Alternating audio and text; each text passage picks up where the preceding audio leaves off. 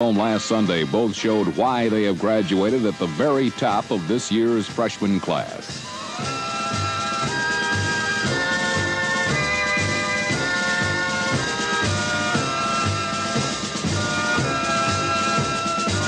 Campbell became the first rookie to lead the league in rushing since Jim Brown did it in 1957, while Jefferson tied the seasonal mark for most touchdown receptions by a first-year player, 13.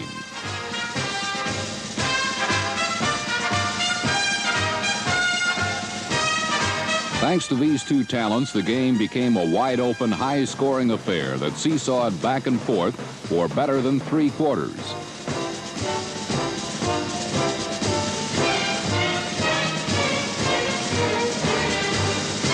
But finally, San Diego quarterback Dan Fouts took charge.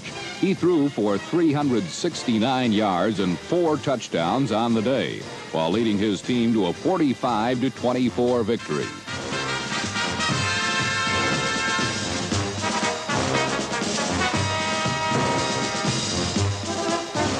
By tying or setting several team passing marks, Fouts enabled the explosive Chargers to rack up over 500 yards in total offense against the playoff-bound Oilers.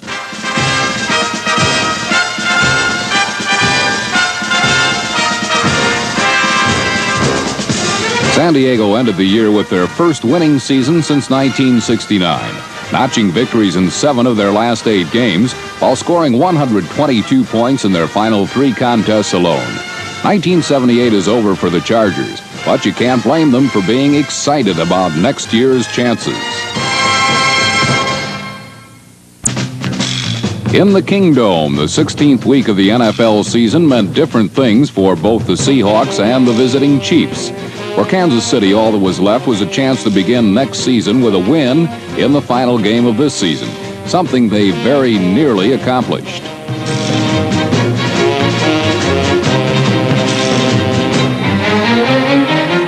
But while number 32 Tony Reed and his mates took a run at what would have been their 5th victory of the season, Seattle managed to produce more firepower, and not all of it came through their normal aerial bombardment.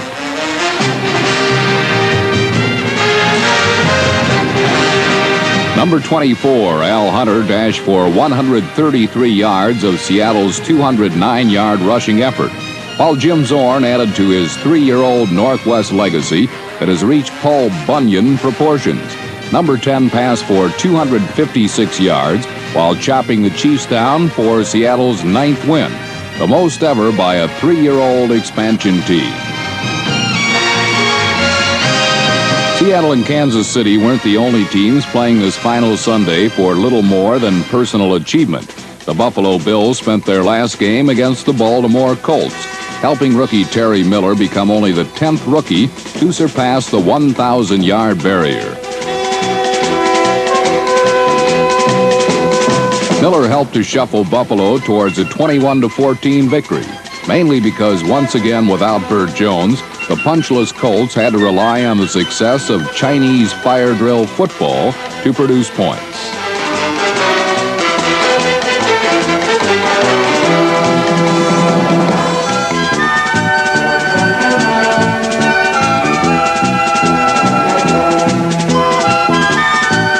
While Baltimore lost without an injured Burt Jones, the New Orleans Saints won with a healthy Archie Manning.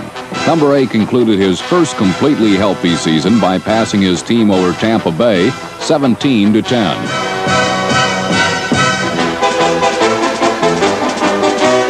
It was not only Manning's finest season, it was the Saints' best year ever with 7 wins.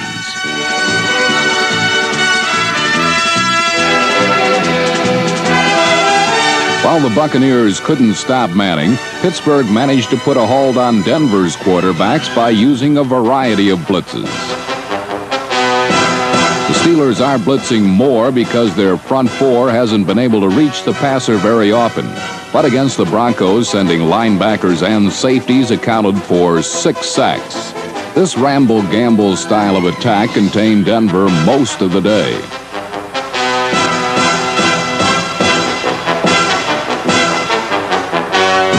The Steeler offense muscled in for 3 early touchdowns. as both clubs headed towards the playoffs in a contest played more for pride than anything else.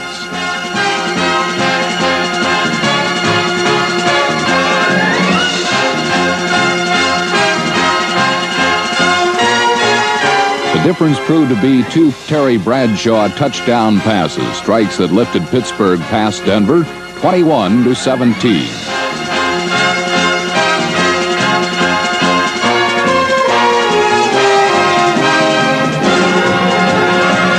While these two battled in a contest with no postseason meaning, for the first time all year, the Chicago Bears got a chance to strut their stuff in a game with some significance. The Washington Redskins' hopes for a wild card spot hinged on winning this game, and at times they reflected the urgency of the hour.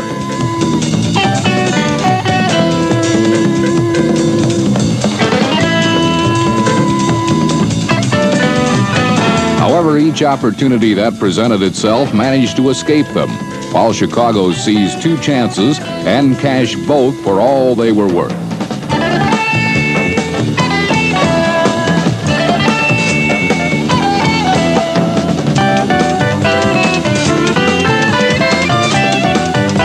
Walter Payton flashed to form on this 44-yard beauty to open the Bears' scoring, while Chicago's special teams closed its point production on a hustling 73-yard Steve Schubert punt return.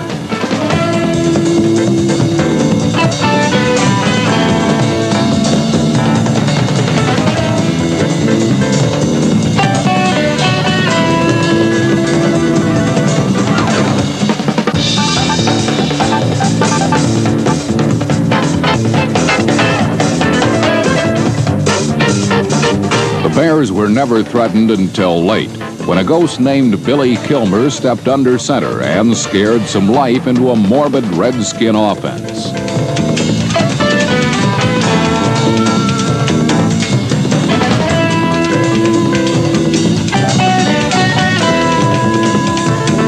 Kilmer's miracle proved to be only a final hurrah, as Washington was too late and a 14-10 loser.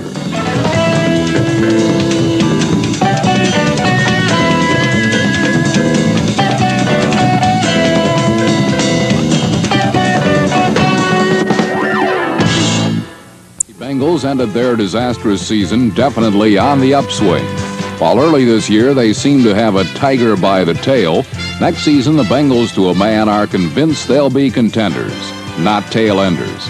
Evidence is their third straight triumph, a 48-point drubbing of Cleveland in what is billed as the Battle of Ohio.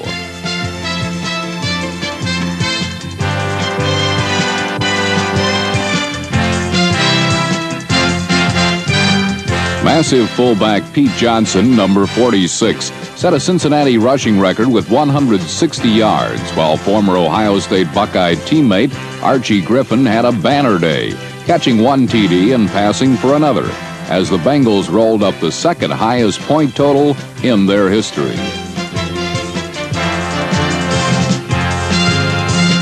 Under new coach Homer Rice and with their quarterback Ken Anderson healthy again, Cincinnati wishes the season was beginning, not ending. About all the Browns had to cheer was the exciting runs of their scatback Greg Pruitt, number 34. He ripped for 182 yards, and despite hurting half the season with injuries, barely missed achieving the 1,000-yard mark for the fourth consecutive year.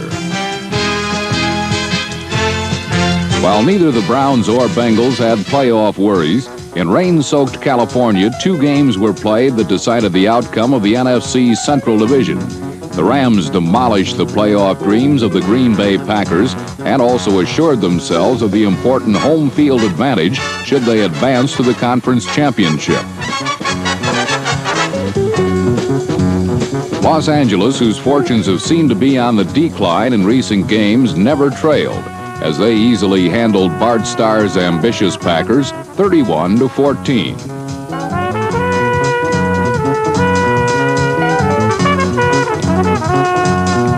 Green Bay's only touchdowns were both scored by running star Turdell Middleton, number 34.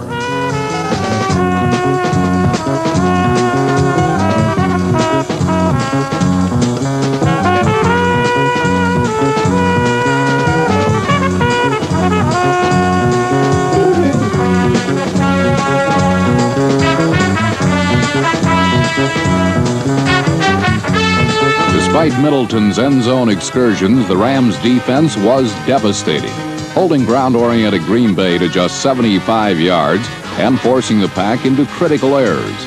The biggest coming when Rod Perry, number 49, picked off a David Whitehurst dying quail.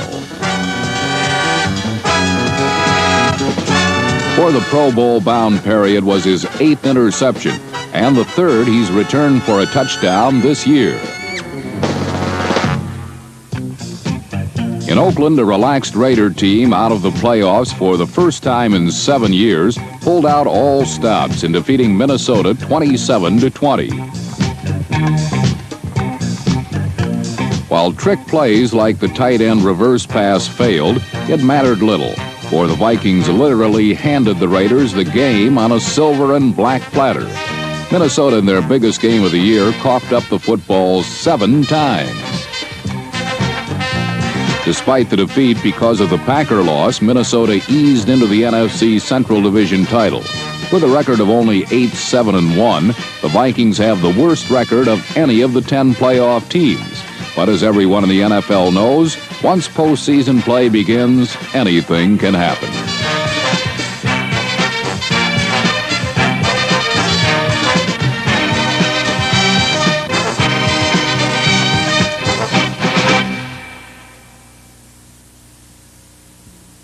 The Mazda RX-7, an incredible sports car value. In 1978, the New York Giants were able to silence perennial doomsayers with a 5-3 record halfway through the season. Then, like a flag left too long flapping in a storm, the Giants' winning season began to unravel. After 6 losses in a row, fans burned their tickets and owners fired their coaches. But there was only one way left to shake loose the memory of the fumble heard